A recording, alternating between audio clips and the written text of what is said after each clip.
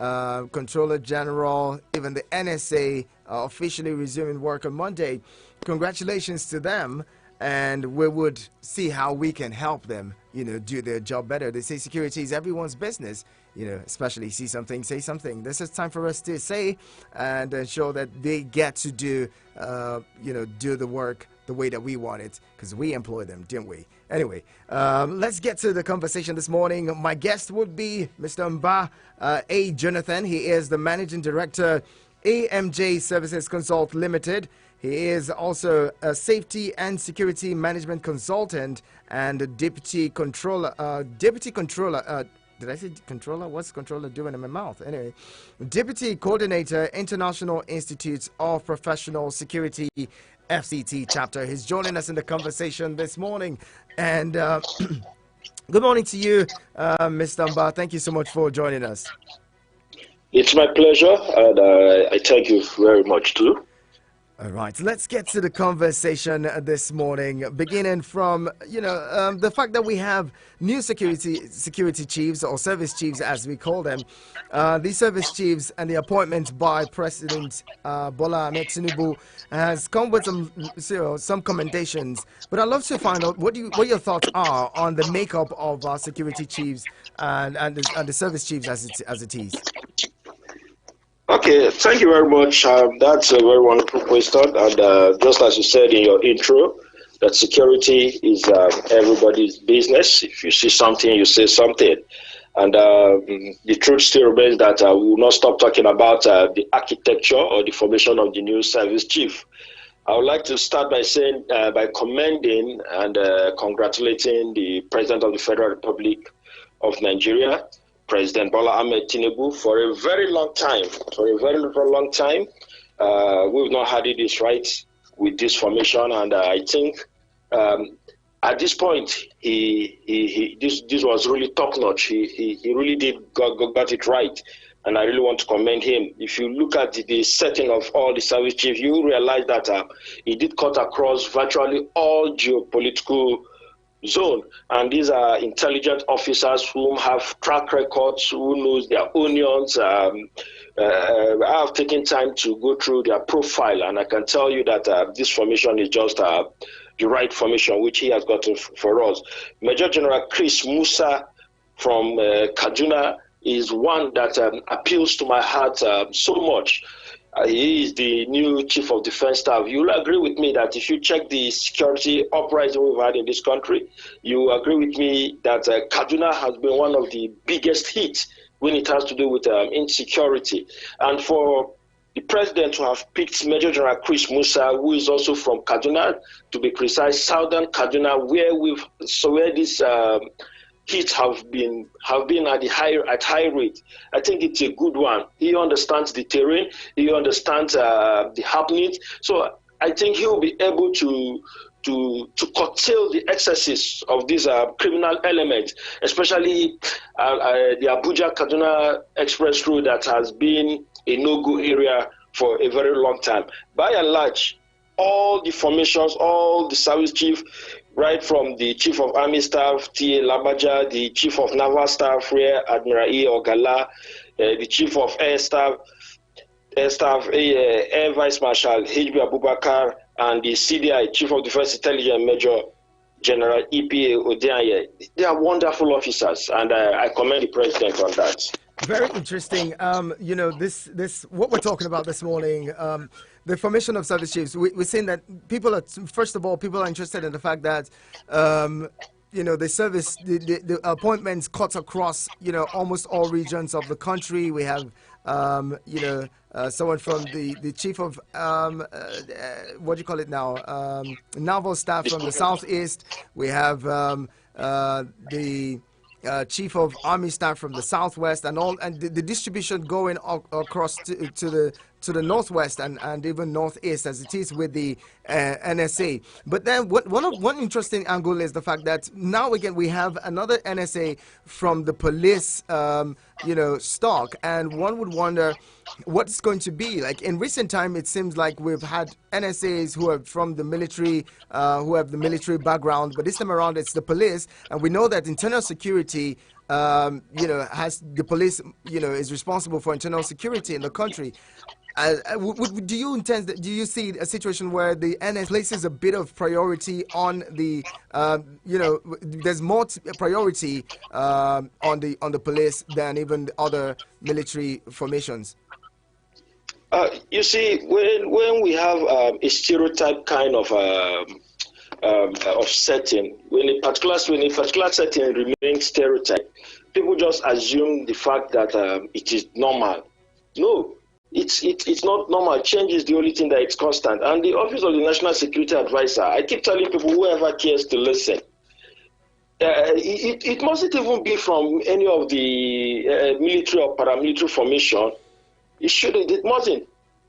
A security expert who is grounded with intelligence can even occupy that position. But it's just because for a very long time it seems as if it has always come from the military background and it now remains a normal nomenclature. No, it could come from anybody. What matters is that person worth his onions?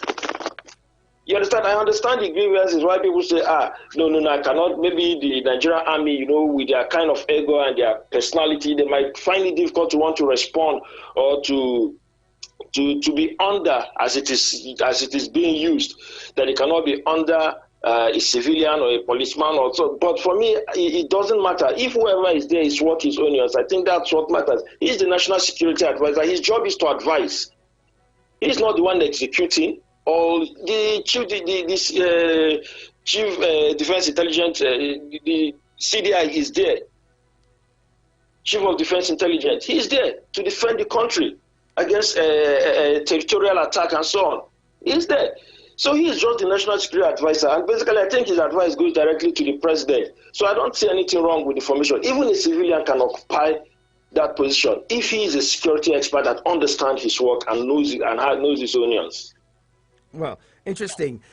Speaking of you mentioned earlier the Kaduna Abuja corridor, and how the new chief of army defense staff may be able to influence improved security around the Abuja, Kaduna, and even Kaduna and other northwest states in general, having that he being that a son of the soil from Kaduna. Kaduna South has experienced a lot of insecurity in the past. But then one question I'd love to ask is one pertinent question a lot of Nigerians haven't been asking. So recently, Asari Dokubo his boys or his men have been the ones, providing security and fighting off bandits on the Kaduna Abuja, corridor. And the question that one would ask is, what does that say about the Nigerian military? Also, the very important question would be, how did they acquire weapons that they're using to fight, to fight off bandits? And what kind of measures are put in place that they're put in check, especially when we have, non-state actors as mercenaries acting on behalf of government. This wasn't public; it wasn't made public, but he just revealed it that he's been maybe contracted to provide security around that corridor. What do you make of that in general? Well, the issue surrounding Asari Dokubo, the Niger Delta Volunteer Force leader, or is it the former leader of the Niger Delta, whatever it is called, it's laughable for me. It's laughable. I think Asari Dokubo just wants to get relevant. I don't see any difference between him with every other freedom fighter which we have seen over the years. He just wants to get relevance in this government. I understand what President Tinubu is trying to do. Tinubu really wants to foster peace. He doesn't want a situation where another uprising will start off from another region. And, these men are capable of doing that. But I know my president is a very smart man and he's very sensitive towards all of this. So his actions is laughable. Talking about him providing security along Kaduna Road, how? On what ground? With which force? What force does he have? What is his formation? What is the strength of his men? It's just I see his group more or less like the normal cult activities you find in the universities. He's just making noise. But the truth is that you cannot throw away this kind of people. You must draw them close. You understand? Just like I love what the new IG said, he said, they're not in partnership with any militant group, but they are rather going to collaborate with them. Yes, you can collaborate with such sets of people with regards to intelligence, because they are rooted on the ground, especially when it has to do with oil theft. And that's why what I feel the Nigerian Army, or the Nigerian Navy rather, who is in charge of our waterways, should have done with them. Just imagine what he did at the State House, accusing them of being complicit. What do you expect when you give a militant such room to say all manner of things? These are informations which should be seen as classified information, even if it has a lot of information that has to do with the military being complicit. It should be classified information which should be shared via intelligence. So for all he has said, I'm not bothered. Then about machinery, maybe him having machinery as a don't see. Yes, I won't blame him. He could flutter AK-47 and various weapons online, show it to the people. What do you expect? The proliferation of arms into the country is something we've spoken about it over and over. The borders are porous. What do you expect? Everybody can access arms now, and the rate of insecurity have even given room to that. It will shock you what people have hidden in stock in their houses, and you think he's not the only one who has monopoly of violence. He isn't. But I think there is a need for his arrest, if you ask me. Or if they are not going to arrest him, he should be properly cautioned, because he would rather create more harm than do more good. That's my take. Very well said. But on the question of mercenaries, many Nigerians had called before now, when the insecurity was at its high, that maybe Nigeria should bring in some mercenaries. Some people had referred to, the Wagner forces helping, and said to be helping in some West African countries and even Central African Republic and the likes. But then we've seen what mercenaries can turn into. Just a few days ago, the same Wagner forces, mutinied against their own military in the country. That's in Russia. If we encourage non-state actors like Asari Dokubo, I like the fact that you called for his arrest. But then, if non-state actors like Asari Dokubo would be granted a platform at the seat of power to make these kinds of claims, what does that say about the quality of leadership, and not just leadership now, but also the quality of directive or direction that our government has, in especially looking at the new administration like that of Bola Tinubu, that needs to save face? Because if issues like this come up and some way somehow things get out of hand, people could begin to accuse the administration of having colluded with non-state actors, in the sense that, if, for instance, we've seen that people have said Boko Haram and the bandits operating in the northwest were somewhat given support by politicians who wanted to get into power. They gave them weapons and all of that, and when they finally needed to take back these weapons, it became impossible. If there's a fact, there's truth to what's his name now, Asari Dokubo had said, that his men have been fighting with sophisticated weapons, which we believe. How can government be able to, rein them in when they need to rein them in? Okay, if I got you clear, you've mentioned a whole lot of things in the course of your question. But let me start with the issue of the State House. I believe you're talking about the State House interview he granted. Well, you see, it's not everything you blame the president. That incident alone have brought a lot of backlash on the president. Tinubu government. I said, no, it's not about Tinubu.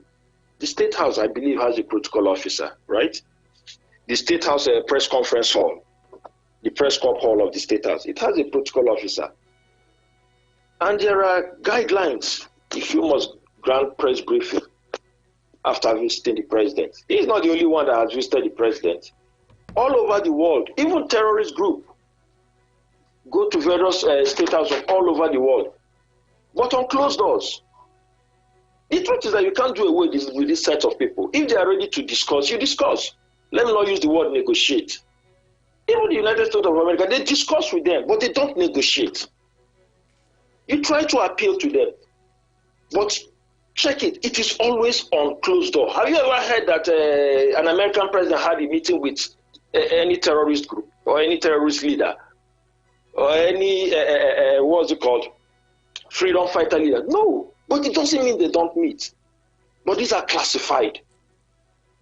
So if Asari Tokuba had visited the president, maybe on a friendship level or whatever level, I don't see anything wrong with it. The State House press conference is a normal protocol when you visit. But on what capacity are you visiting? It is the capacity at which you visited that determines you having a press conference. Are you visiting as a nationalist? Are you visiting as a president of another country? Are you visiting as a foreign investor? Bill Gates had a meeting with Tinubu. Are you visiting as a foreign investor? So on what capacity are you visiting to grant a press conference? You came on a casual visit, then you don't have any business to give us a press conference. You said you came to greet the president. You came to congratulate him. Press conferences are made so that whatever has been discussed, come and tell the world. I came in the capacity as a foreign investor to build hospital as the honor of Bill Gates Foundation. This was my discussion with Mr. President, and we are looking forward to see that the lives of Nigerians are improved. That is it. So you don't just grant conference carelessly. It is his right to visit the president, but it is not his right to grant a press conference when the essence of the visit has nothing to do with Nigeria. So that is it. Then you talked about you mentioned something about Boko Haram support or what? The bandits in the northwest. Yes, when it has to do with machineries and non-state actors. See, you cannot do away with non-state actors. But the mistake we make in this country is that we don't identify with the right non-state actors to work with. You don't. There are a lot of civil security experts out there. A lot of them, they are not in the military, they are not in any force. But these are people who have taken time to undergo studies to understand internal security mechanism. We're not in territorial it's internal security we are suffering, which have overwhelmed the Nigerian police because that is their primary constitutional rule. It has overwhelmed them.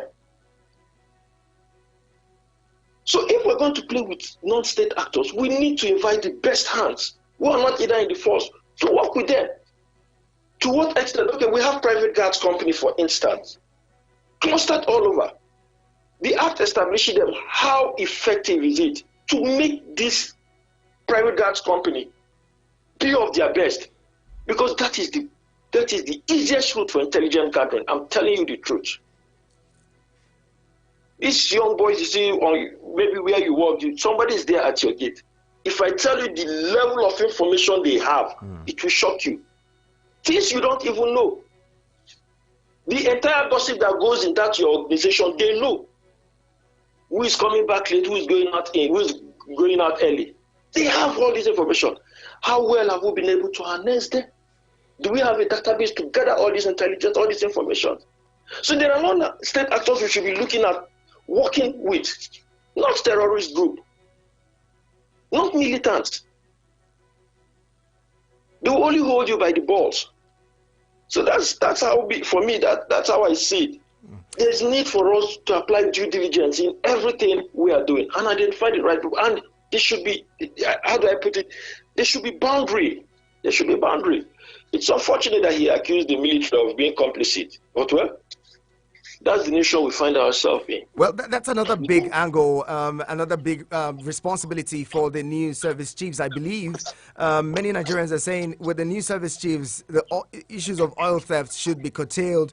Nigeria should not be a nation that has, all of these illegal taps onto our pipelines in the Niger Delta region. What would be your expectation for issues of like oil theft being tackled by the new service chiefs? I mean, Asari Dokubo made that allegation, but many other Nigerians also believe that there is no way that the stealing of crude oil in that magnitude can be going on without some people looking away, people who are supposed to provide security for such infrastructure. Okay. Well, if you look at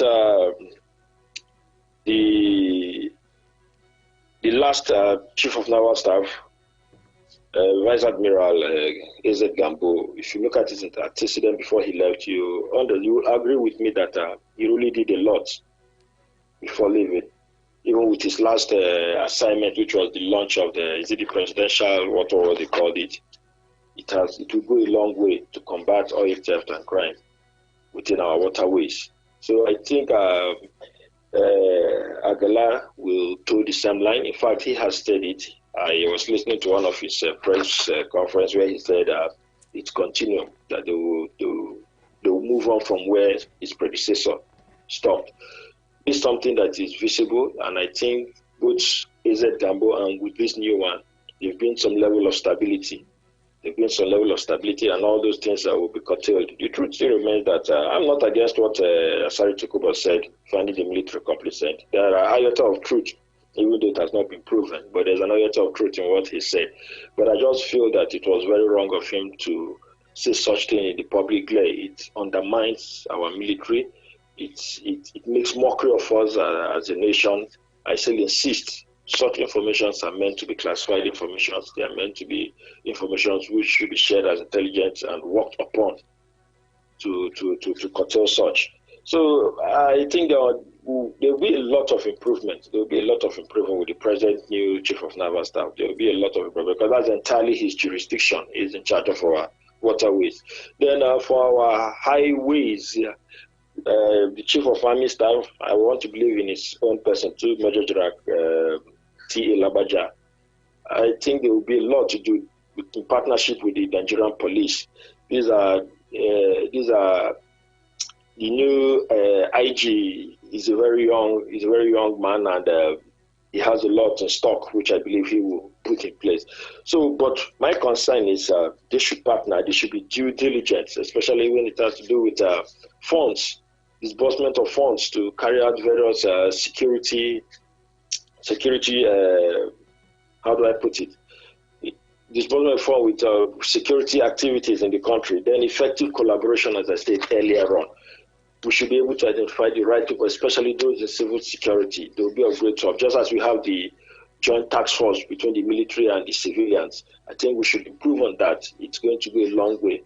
I'm telling you, by the time these criminal elements are combated with all manner of force, they will be crushed. We've given them a lot of levity. We've given them a lot of free hands. You cannot, I don't see any group or anywhere that has the kind of force that a country military formation has. Nobody has it, even though there's proliferation of weapons, but there are still limitations for you getting all these things. No matter who is sponsoring, whether they are Al-Qaeda or whatever group that is sponsoring you, there is still limitations to what you can possess, the firearm you can possess compared to that of the country's military formation. I think we need to face them tooth for tooth and strength for strength. You just made your argument for, kinetic, combat against this bandits and terrorists. Now let's look at budgetary allocations for security.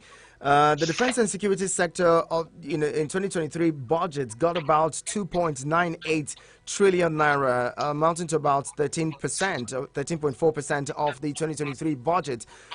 Over time, we've seen that we've allocated huge sums for security. As a security expert, do you think that we've done enough in that regard? Because people are talking about this and saying, look, over the years, in the last couple of years, security budget has been the biggest, gotten a whole lot as against sectors like education and even healthcare. As a nation, as an expert now, I'm going to ask you, do you think we're doing enough in the area of budgetary allocations for security and how we're, implementing that budget and using the funds allocated for security? Well, if you look at it by figure, and you quantify it by percentage, you might want to say 13% security votes. It might look small, But on the other angle, I would say it's not small per se, but what we have suffered is proper disbursement. You all agree with me that there have been a lot of corruption when it has to do with security budgets. You see, for every nation, there are three sensitive sectors that must not be undermined and looked away from: the security sector, educational sector, and the health sector. This three sector should, because that is what sustains a nation. That is what sustains a nation. The life of your citizens, the educational level of your citizens, because it's those who are highly educated that can improve the welfare of the country. Then the safety of your people, very, very sensitive. And if you look at these three major sectors I have called, from our budgetary allocation, you agree with me that security takes the highest chunk of it.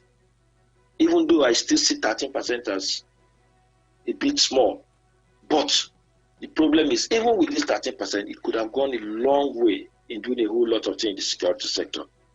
But the disbursement has always been the problem. Money has been siphoned, lots of corruption. We've heard of generals who were tried for various degrees of corruption, which has to do with funds allocated for security, to combat insecurity. So the disbursement is very, very, very, very important. Then due diligence in expedition, not just the disbursement, but is there due diligence? Are you sure you're putting right? Is it how they say? Is it round holes in round pegs? Are you sure that's what you're doing, or you're just misappropriating? So misappropriation of these security funds have also been a big problem. It has also been a big problem. So that's another angle we should be able to look at. The other angle is effective collaboration. Whom are we collaborating with? Who are we collaborating with? I use the Tompolo saga as an example. I cannot tell the figure. I can't even remember the figure. But we all know how much was given to in the last administration. To do what? To do what? To protect pipelines installation in the Niger Delta. So what's the Naval doing? In other words, you're saying that the Navy cannot do that anymore. Why not disburse that fund? Employ more men with it for the Navy. It is time we take the horn by we take the bull by the horn. It is time we take the bull by the horn. They can't be well. They should be giving us information. Empower those young men. Get jobs for them. Let the Navy do their work. So you see what I'm saying? What kind of collaboration do we want to do?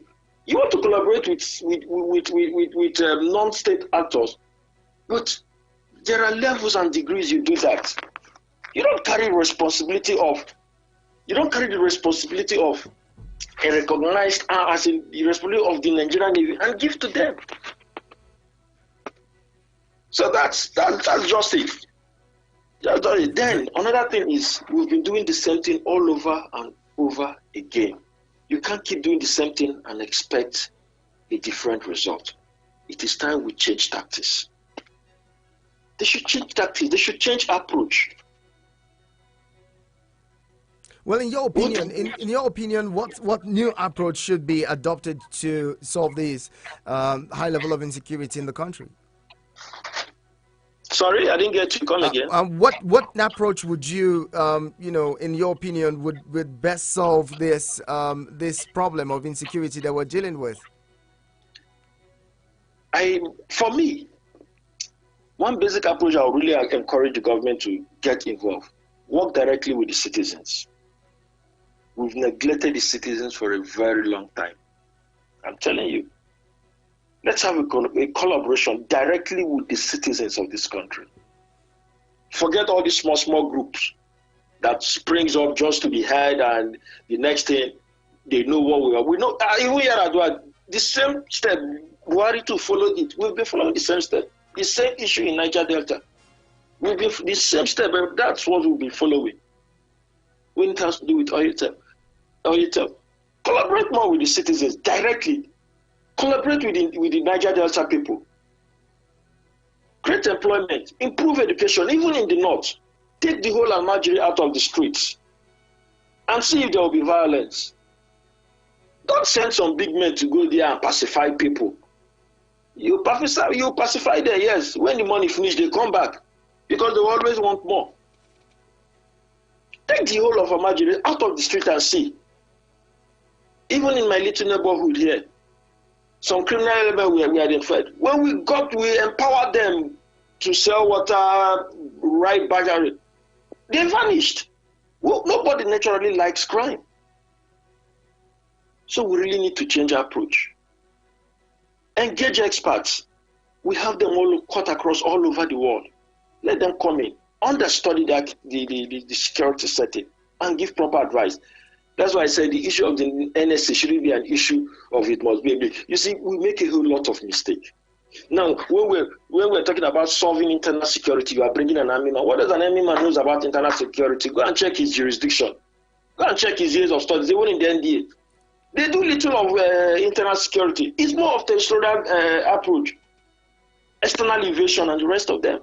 So what are you bringing him? You are bringing him into your company, for instance, come and be the chief security officer, CSO. To do what? What does he not understand? When the police is there. So I think we need to change the approach and begin to use the right sets of people to do the right job. Very well said. Well said. I'll bring in the callers now in a bit. Keep it with us. The conversation continues here. My guest has been Mr. Mba A. Jonathan. He is the Managing Director, AMJ Service Consults Limited, and Safety and Security Management Consultant as well. He is also the Deputy Coordinator, International Institute of Professional Security, FCT chapter. He's joining us in this conversation this morning. Let's bring in a caller quickly. Hello, good morning. Good morning, Nacho. Good morning, Elder Noja. Good to have you. Elder Noja is my name. My regard to this thing they have said all. But there's one thing I want to chip in. You see the situation in Africa, especially in Nigeria. We can't engage private security. Look, the opportunity they gave to this man that day, he went to a villa to insult the whole of Nigeria army. And then who will see? If he has relationship with all this, I don't know the name to call them on radio. If he comes to be a leader, you put them aside. The same thing Olomo do in Lagos, turning the image of Tinubu down. Why did you give this opportunity to this man number one house to go and stay there, talk what he can talk, insult Nigeria army? Lost connection with Elder Noja. Maybe he's going to join us again. Well, let's take a quick pause and the conversation would continue shortly. Keep it with us. Eagles 102.3 Abuja. From Milky Way to Earth, everywhere there's internet, you can connect with Eagles 102.3 FM Abuja. Log on to our website www.eaglesfm.com. Follow and engage with us now on Facebook, Twitter, TikTok at Eagles FM Abuja, Instagram at Eagles FM 1023. Download our apps on your Android and iOS stores. Eagles 102.3 FM Abuja, your radio experience you can count on. Are you looking for an internet service that will make surfing on the internet an enjoyable one? Do you want a super fast connection to the internet? Look no further, as Eagles Internet Services is here for you, an effective internet service provider with 99% proven reliability for residential and office services. We provide unlimited internet bandwidth services of different bundles tailored to meet your desires and taste. It is reliable, affordable, with a wide coverage. You can locate them at Plot 1719 Cadastral Zone B, Kaura District, or you can call 081 33121423 or 09065765969. Eagles Internet Service. Stay connected to everything.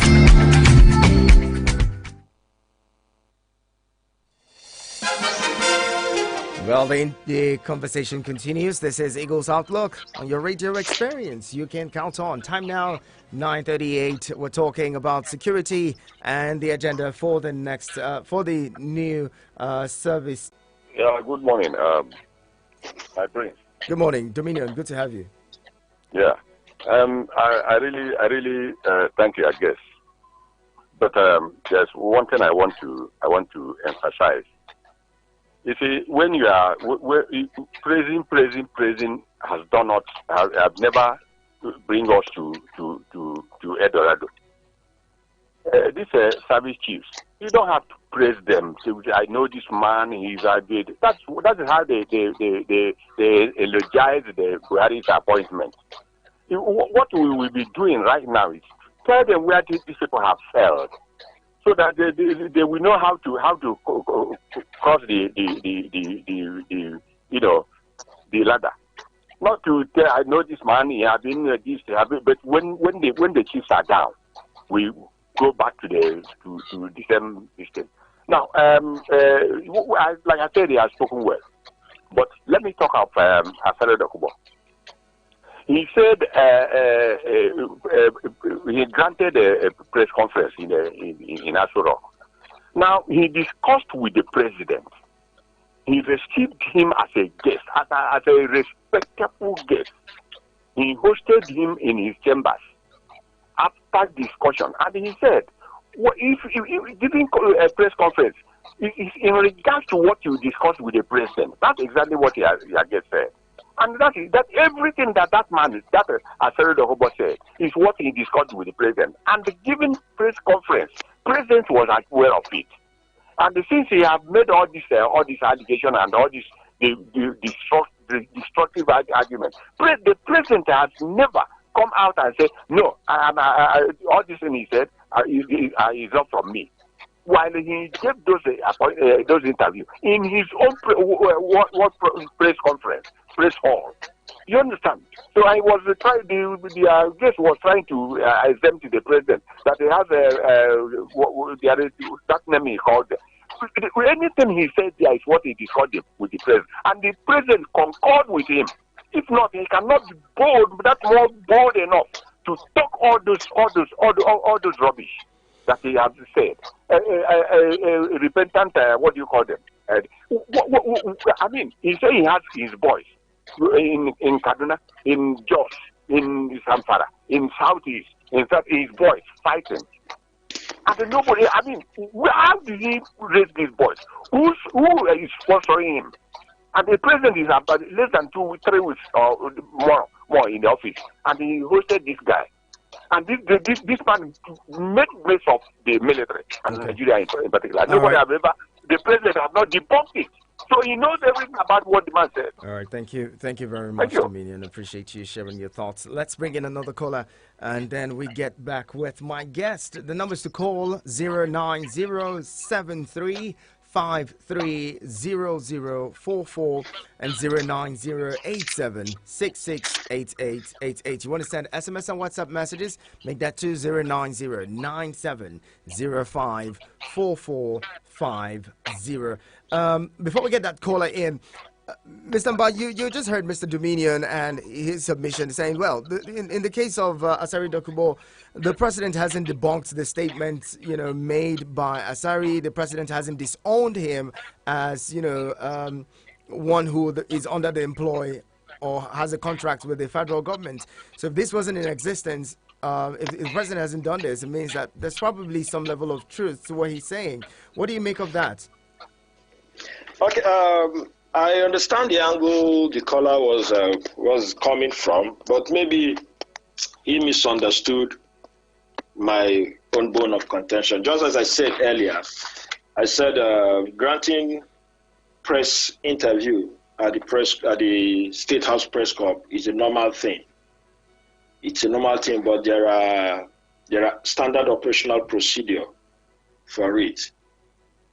If not, it will lose its value. The president received a whole lot of visitors. Family and friends comes in. Anybody who have any form of affiliation with the president can access the villa. So are you trying to tell me anybody that accesses the villa should come out and give a press conference? If I'm his in-law, for instance, I come and see the president, and when I'm going out, I'll give a press conference. Yes, the president was my in-law. I came to know about the state of my sister, who is his wife, and things like that. No, that's what I think. There are standing operational procedure. What capacity did you visit the president? That is what determines granting a press conference. All right, please hold that thought. Let's bring in another caller here. Hello, good morning. Yeah, good morning. Good morning, Udokama. Good to have you. Yeah, Udokama, right. Talking about the new service chief, both the police and the rest of them. I think in Nigeria, we are quick. We are judging without washing. We are judging with quick assumption. When we say that we know this person, we will do well. We know that person will do well. Is there any IG that have come? Is there any chief of staff that have come that we have not placed? And what are their performance? Have they actually done well? You see, we need to give both the president and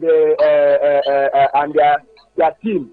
We need to give them time to see where they are going. Because as of today, if we are to give them mark, I will give them 0. Because they have not performed. They have not carried out anything. So praising them now, I think it's all right. Okay. I'm talking about Asari Dokumba. You see, the man has some boldness in him. He has some boldness in him. That is why we are able to give a interview. If you enter ASO to meet a president, on a normal note, you come out, you go your way. But because he has some boldness in him, we know that he is covered. That is why he made those press conference and he said whatever that comes out from the meeting he had with the president. Nobody should defend the president because the president has not come out to say what he said. I didn't know anything about it. Nobody should defend him. Okay. Except we are telling us that we have another president that is not aware. If you have another president that is not aware, then you tell us that you have a president that is not aware. But in as much as I'm concerned, Tinubu is aware and he knows what that man said. Okay. Thank you. Thank you very much for that one. Now let's come back to you, Mr. Mba. Quickly, yes. We have the Operation Safe Corridor. What is your assessment as a security specialist on the Operation Safe Corridor, the one that has treated repentant Boko Haram and reintegrated them in society? I saw a report a couple of days ago of those who had been reintegrated complaining that federal government had left them, without anything meaningful. And so my concern now is that what if these people go back to, these are people who are considered commanders, who some people have said they did not even surrender. It was due to a higher firepower that made them surrender. It wasn't like they willingly decided to drop their arms and come out. What has been your assessment of the Operation Safe Corridor and what it hopes to achieve? Well, looking at that, the Operation Safe Corridor, and in hand with what you mentioned about the repented Boko Haram who have been integrated. Well, I don't know if I'll say that was too hasty, but generally there's nothing wrong with reintegrating offending citizens who have repented and decided to live by the rule of law. But I have problem with the process. One, what was the duration of the rehabilitation? What was the duration of the rehabilitation? To ascertain that these young men are actually repentant. Yes, they are useful because these are people, we call them, they can be used as moles. Yes, in security, we have moles. People who disguise themselves. We reintegrate them, make it look as if they escape. They go back to their former place and gather more information for us for proper attack. So they are very, very useful. But you've already publicized it. So the efficacy might not even be there. You see, I said something about classified information. It's very important in every society. People like this you wanted reintegrating. If you're sure the duration of their rehabilitation was effective and you are sure they are properly repentant and they can reintegrate and help the military, you don't need to publicize it. You don't need to publicize it. So that's just it. But publicizing it already means it is already a failed mission. It's already a failed mission. They're only going back to that. At the end of the day, they could even still be intimidated and brought back to the same old foes. When you integrate such people, you use them. Hold on. Let's bring in a caller now. Seems like we have Odonoja back. Hello, good morning. Yes. Good morning. Odonoja again. Quickly, please. I caught this in my network cut me off. I went to ask our judge there. It's not good for Nigeria now to establish a special force. What we call a special force?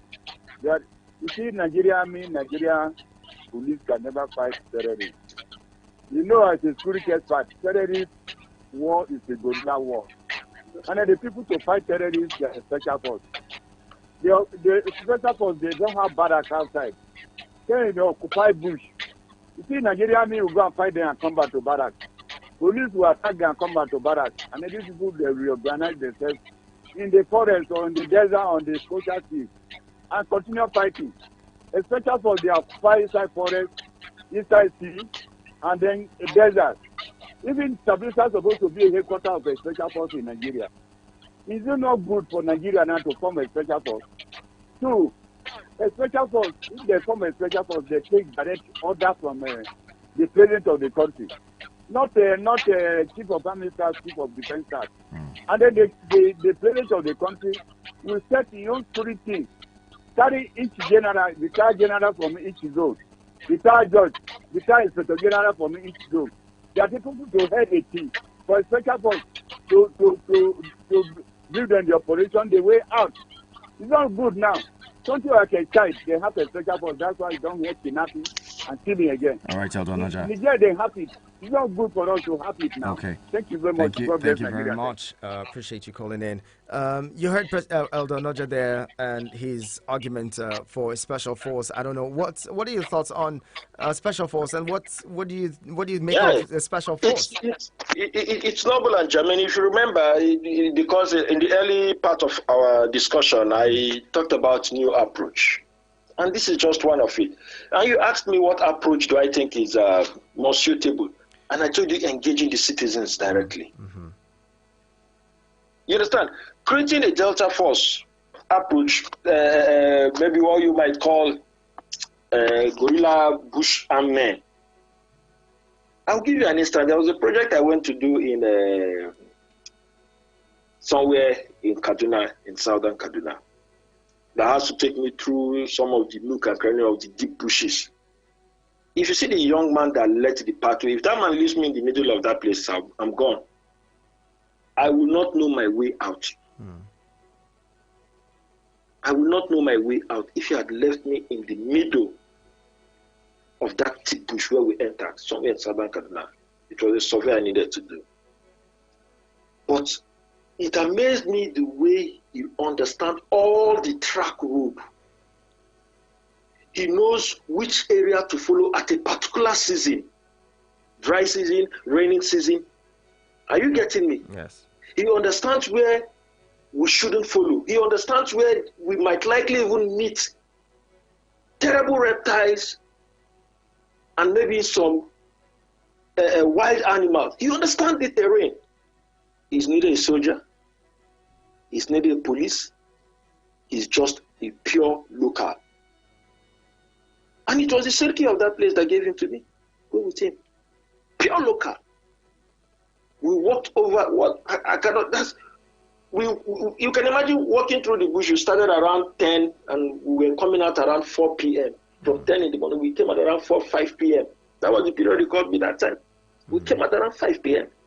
Walking, traversing inside that thick bush. So what am I saying? These are people we need to engage.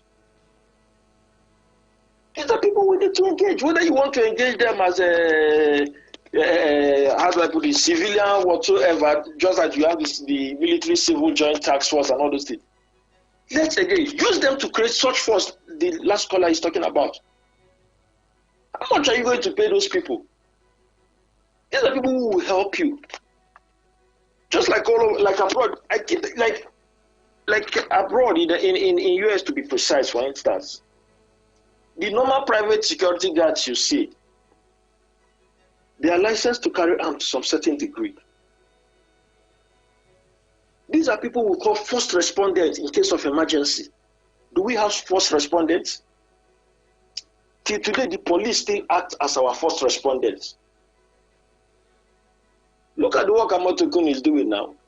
If they were doing their work, who would be agitating of having internal security vigilante group or so by state? Nobody will be agitating for it. So these are people who we are supposed to use as first responder security in case of emergency. Right. You understand? So it's a welcome idea. It's a noble one. That's why these are things that needs to be harnessed. But let there be synergy. That's all I'm saying. Interesting conversation it's been. What a great place to leave the conversation this morning. Mr. Mba A. Jonathan is Managing Director, AMJ Services Consult Limited, and a Safety and Security Management Consultant. He's also Deputy Coordinator, International Institute of Professional Security, FCT Chapter. Thank you so much for talking with us this morning. It's a big pleasure talking with you. It's my pleasure, and thank you for having me on the program too. All right, have a fantastic day ahead. And this is where we'd have to drop the anchors for today. Tomorrow, we'll get on with more on your radio experience you can count on. Thank you to everyone who's been a part of it. To those of you who have been trying to call in, I'm really sorry. I can't take your calls anymore. Would have to wrap it up now. Tomorrow is Thursday. It's our Have Your Say Day. We'll take more of your responses and, and thoughts on the program. In the meantime,